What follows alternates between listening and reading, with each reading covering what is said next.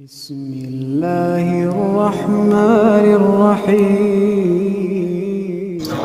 مرنے کے بعد زندہ ہونے سے کیا مراد ہے؟ جواب، قیامت میں سب چیزیں فنا ہو جائے گی۔ پھر اسرافیل علیہ السلام دوبارہ سر پھونکیں گے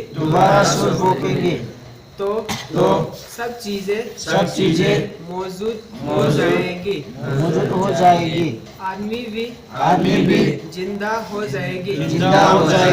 میدان حشر میں خدا تعالیٰ کی سامنے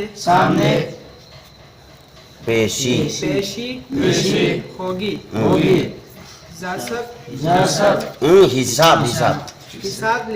حساب لیا جائے گا اور اچھی بری کاموں کا بدلہ دیا جائے گا۔ جس روز یہ کام ہوگی اس دن کو یوم الحشر یعنی جمعہ کے جانے کا دن، یوم الجزا اور یوم الدین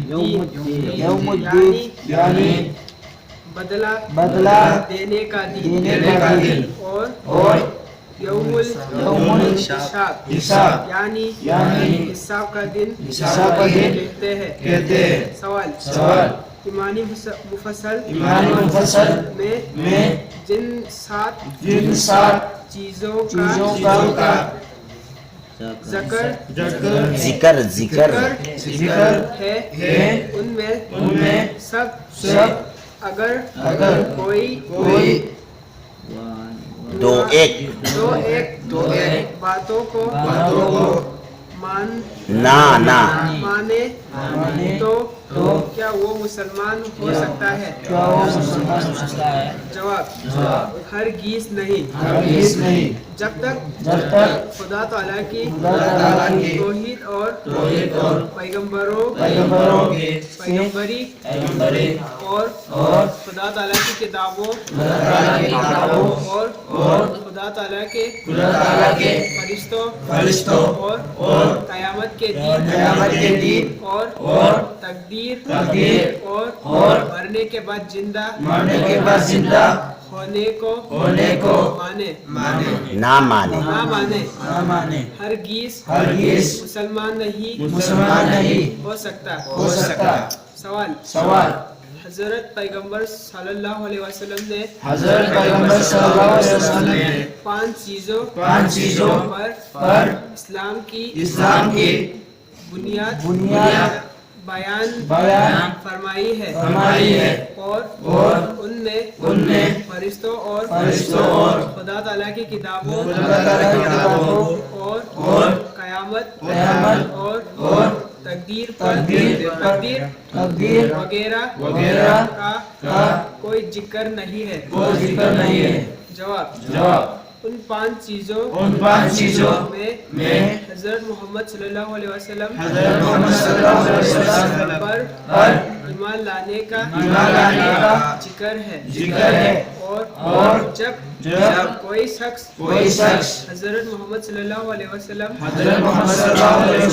پر ایمان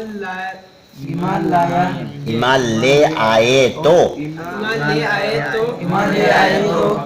اسے آپ کی بتائی ہوئی تمام باتیں مانی ضروری ہوگی، اور خدا تعالیٰ کی کتاب جو حضرت سالم لائے ہیں اس پر ایمان لانا بھی ضروری ہوگا۔ یہ سب باتیں جن کا ایمانی مفصل ذکر ہے بے ذکر ہے خدا تعالیٰ کی کتاب قرآن مجید اور پیغمبر سالم کے بیان سے ثابت ہے سوال ان سب باتوں کا دل سے یقین اور زبان سے اقرار کرے لیکن نماز نہ پڑھے یا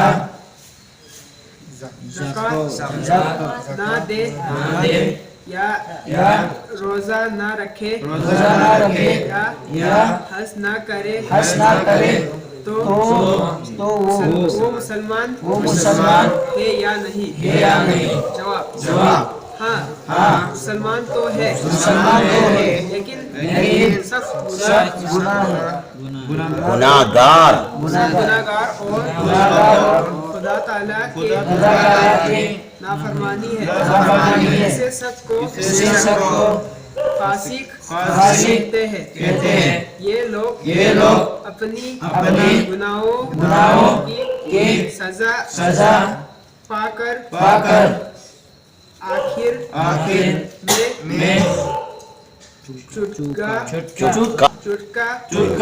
راہ پائے گی